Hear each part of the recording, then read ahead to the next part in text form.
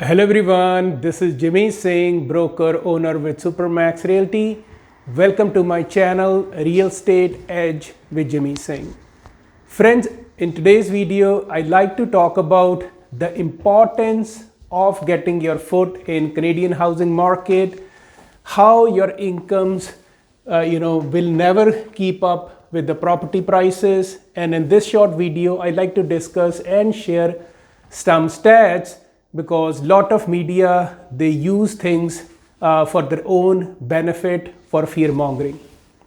Here is a recent stat from last 2 years. If you see, the average home price in Toronto was 1.16 million. Income required to qualify at current rate would be $268,000, whereby average household income in Toronto is $85,000. If we talk about Vancouver, similar kind of situation, 1.2 million is the average price. Income required to qualify is $279,000. Average house income there is 79. Same, Calgary, house prices are kind of affordable, $551,000. Income required is $116,000. Average house income, 87,000. London, Ontario, average house price $650,000. Income required is $139,000, and average house income, is 83. So, folks, all in all, things are not getting easier to qualify. That I can assure you. These days, we are working with some clients, and lenders are asking more and more paperwork. They are asking 6 to 12 months income.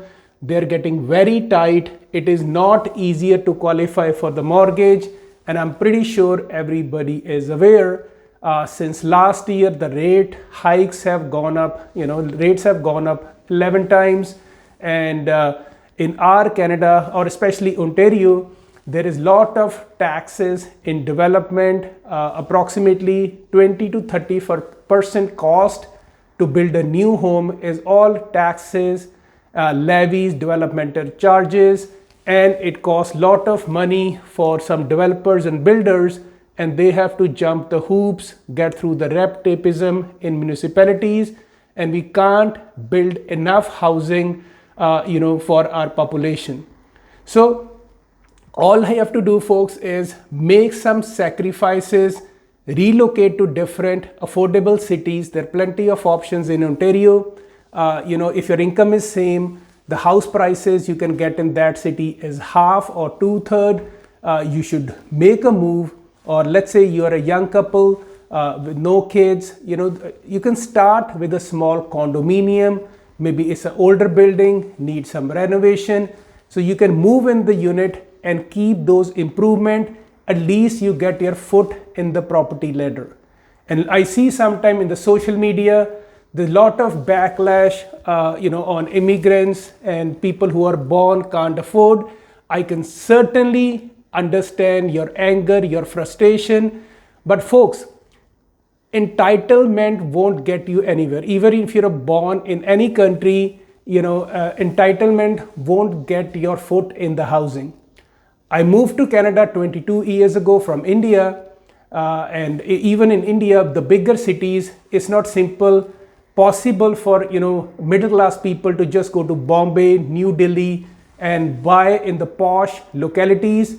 So all you have to do is you have to look in tier 1, tier 2 cities. And now coming to another interesting fact, how our house pricing have risen in last 2 years and how our incomes are faring comparably. So this is again, a data which I pulled up, the price, median home growth and median after tax income. So the house price growth I pick up from Toronto Real Estate Board data.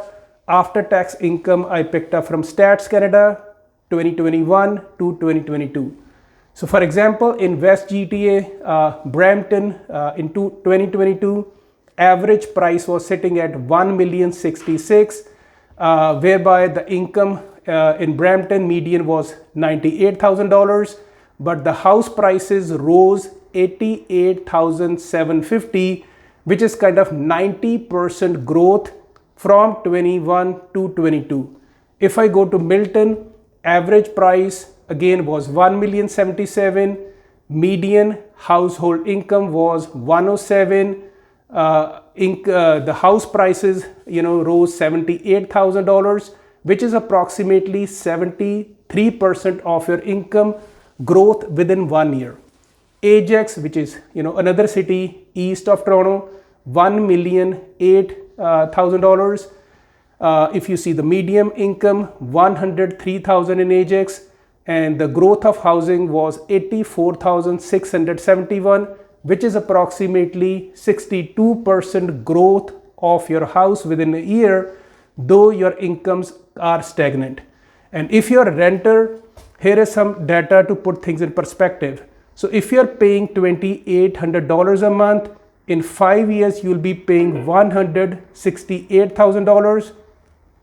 If you're paying $3,000 per month, you will be paying in 5 years $180,000. See friends, lot of people are frustrated with the current situation. They want to get into the housing, but then they read some conflicting articles that market is crashing, house price is going to come down, and they can buy $1 million house for $500,000. In my personal opinion, I don't see it happening anywhere. Yes, there might be some people who default, especially the ones who have tier 2 lending, private mortgages, or not from the banks, because in most of the videos, if you go 2 years, 1 year on my channel, you will always hear me say that it is very hard for us to qualify for the mortgages. And I will put another thing in perspective, because sometimes media says, power of sales or house default on the mortgages, they are doubling, they are rising, and world is gonna come to an end. So here is a stat about how mortgage default in Canada. So if you see mortgage default rate in Canada, all over Canada, it is 0.15%. In Ontario, it was 0.07% at the end of 2022. British Columbia, 0.11%. Alberta, 0.3%. Saskatchewan, 0.63%. So if you see these default ratios, they are minuscule. They are very, very small. So even if they double, let's say in Ontario, the mortgage default rate is 0.07. So even in 2023, it doubles to 0.14. That is still low. It is lowest all across G7 countries. So see guys, reading media headlines that people are defaulting, default rates are doubling, that is purely fear mongering. It keeps you at the sidelines, so you are scared, you don't want to get burned. But if you buy real estate within your budget in quality city and intend to live in the house for next 10, 15, 20 years, enjoy the house, these market fluctuations won't make much dent. So when I bought my old, any property in my life, I can't predict how the market is going to go in short term, but I know that Canada will always be desirable. There will be always people moving here, irrespective which government or which party comes in power. Yes, they can, tweak the numbers of how many immigrants are coming or how many students are coming, but it will always attract talent and people across the world. So my recommendation is, sky is not falling. If you're sitting in sidelines and paying rent and you can easily qualify for a mortgage, maybe the first house is not your dream house, but get your foot in, go in the property ladder, because real estate, especially your primary residence, is tax exempt. If you live for 10-15 years, any capital appreciation is tax free, and at the end of the day you can enjoy your house. So in short term, yes, in fall market, I'm recording this video second week of September 2023. Yes, we have gray clouds on horizon, especially real estate market. Fall market might be flat in certain parts of GTA. In some core markets where inventory is down, it can go up to 3%. In smaller cities, mid-tier cities, prices might come down 1%, 2%, 3%.